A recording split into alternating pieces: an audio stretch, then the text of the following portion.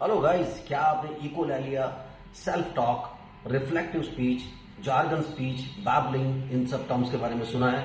क्योंकि ये स्पेशलिस्ट आपके सामने टर्म्स यूज करते हैं और आपको पता नहीं होता कि इन सब में क्या फर्क होता है। इसके बारे में बताऊंगा कि क्या फर्क होता है, इन सबको डिफाइन करेंगे।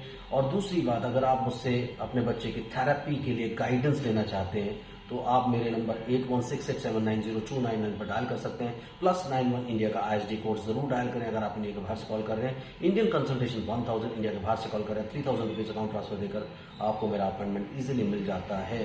तो चलिए, चैनल को सब्सक्राइब कर लीजिए, लाइक कर लीजिए, पूरी दुनिया में फैला दीजिए। और हम बात करते हैं echolalia, reflective speech, jargon speech, babbling और इन सब टर्म्स के बारे में।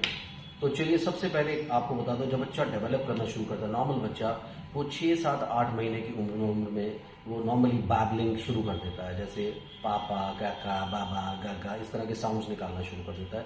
तो ये प्रोसेस होती है बैबलिंग। उसके बाद जब वो 1 साल तक आता है तो कुछ वर्ड्स, मीनिंगफुल वर्ड्स जैसे पापा, बुआ, ये सब चीजें बोलना शुरू कर देता है। फिर जब वो सेंटेंस लर्न करना शुरू करता है तो उस वक्त क्या करता है, वो रिफ्लेक्टिव स्पीच को यूज करता है। यानी वो क्या करेगा, अगर आप उसे बोलने की कोशिश करोगे आप भी पानी लोगे, वो करेगा आप भी, आप भी, आप भी। यानी आप ही के सेंटेंस को वो फॉर्म नहीं कर पाएगा, बट ही विल ट्राई।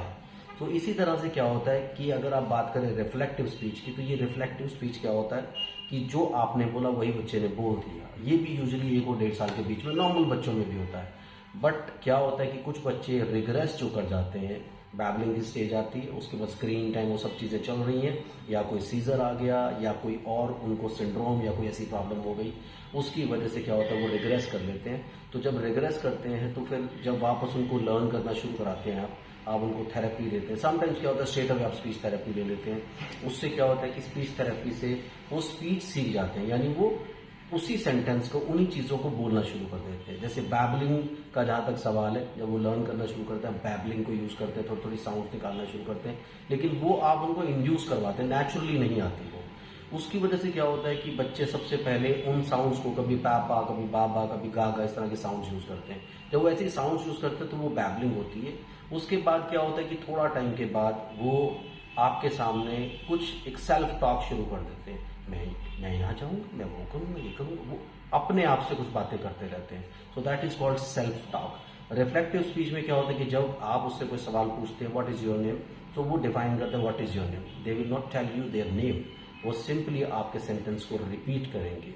तो ये हो जाता है रिफ्लेक्टिव स्पीच। जार्गन स्पीच में क्या होता है कि जब बच्चे अपनी ही कुछ लैंग्वेज बोलते रहते हैं, अपनी भाषा बोलते रहते हैं, अपनी जबान बोलते हैं और आपको कुछ समझ में नहीं आता, तो वो होता है जार्गन स्पीच। तो ये जार्गन स्पीच में क्या होता है कि ये भी एक स्टेज होती है डेवलपमेंट की। अगर आप नॉर्मल तरीके से बच्चे को लेके चलते हैं, जैसे आप अगर बच्चा रिग्रेस करके पहले उसकी अंडरस्टैंडिंग डेवलप करते हैं, तो वो वापस फ्लैशबैक में जाता है। तो जैसे 6 महीने में बच्चे ने बैबलिंग शुरू किया था, वैसे वो कुछ साउंड प्रोड्यूस करता है। उसके बाद एक सेल्फ टॉक शुरू होती है या जार्गन शुरू होता है। तो ये सारी की सारी स्टेजेस बाद में भी आती हैं अगर बच्चे को आप प्रॉपरली लेके चलते हैं। जैसे बच्चे को आपने अंडरस्टैंडिंग डेवलप कराया, तो वो नॉर्मली 6 महीने के बच्चे जैसे जैसे वो अगर 2 साल 2.5 साल की उम्र में आपने शुरू किया, तो वो थोड़ी देर के बाद वो चीजें शुरू करता है। तो ये चीजें धीरे धीरे उनमें डेवलप होने लगती है और वो वैसे ही जैसे नॉर्मल बच्चे अपने स्टेजेस को अचीव करते हैं, वैसे ही वो अचीव करते हैं।